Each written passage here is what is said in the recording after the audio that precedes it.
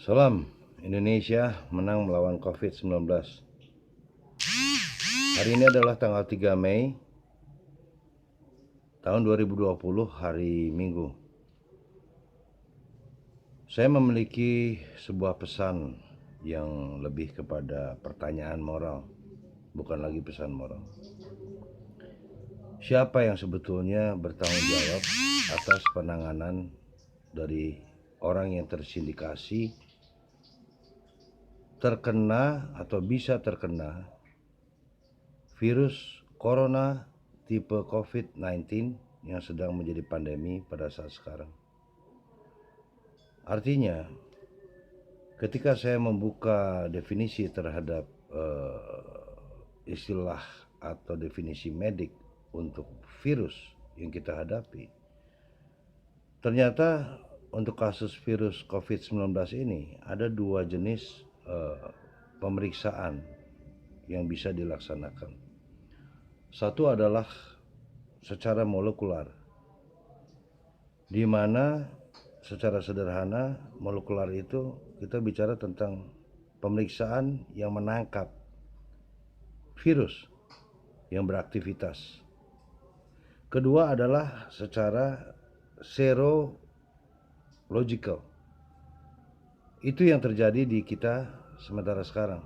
Kita semua menggunakan alat yang disebut sebagai COVID tester atau rapid tester yang sedang beredar di seluruh dunia, termasuk Indonesia. Kenapa pertanyaan moral saya, siapa yang bertanggung jawab? Karena setelah saya menyelidiki, saya melihat bahwa dengan sistem pemeriksaan serological, memang yang ditangkap adalah antibodi daripada seseorang yang besar kemungkinan terjangkit virus COVID-19. Tetapi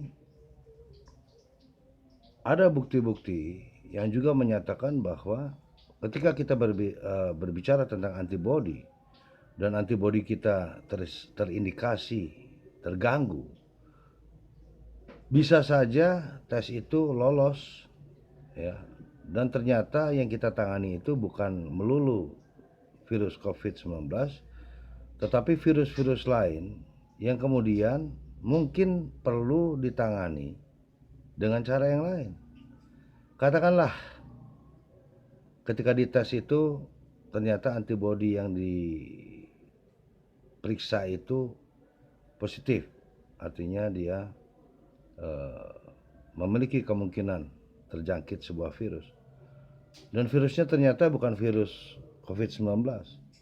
Katakanlah itu adalah virus hepatitis atau virus HIV atau virus-virus yang lain. Bagaimana penanganannya?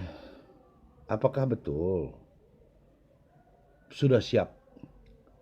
Apakah betul tenaga medik, rumah sakit bersiap bahwa mereka yang terkena potensi virus COVID-19 itu perlu untuk betul-betul ditetapkan sebagai bagian daripada orang yang terjangkit virus COVID-19?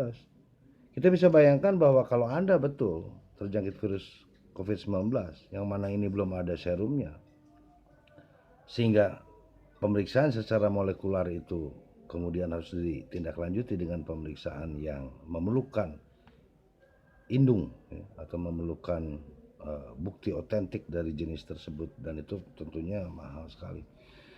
Kita bicara tentang kita mempersatukan orang yang sakit dengan acuan bahwa orang itu pasti terjangkit virus COVID-19.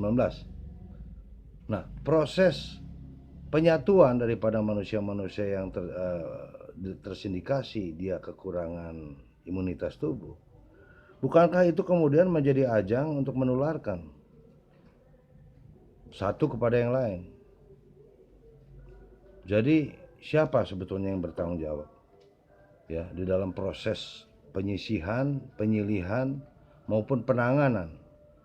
Saya tidak berbicara pemerintah, saya tidak berbicara tenaga medis, Saya berbicara kepada seluruh pihak yang terkait yang menyadari hal ini, bahwa pemeriksaan daripada imunitas tubuh itu kemudian mengandung risiko bahwa yang bersangkutan bukan hanya terjangkit virus COVID-19, tetapi bisa saja terjangkit virus-virus yang lain. Dan Anda bisa saja mempersatukan virus-virus itu sehingga mengakibatkan kematian bagi yang ditangani. Terima kasih.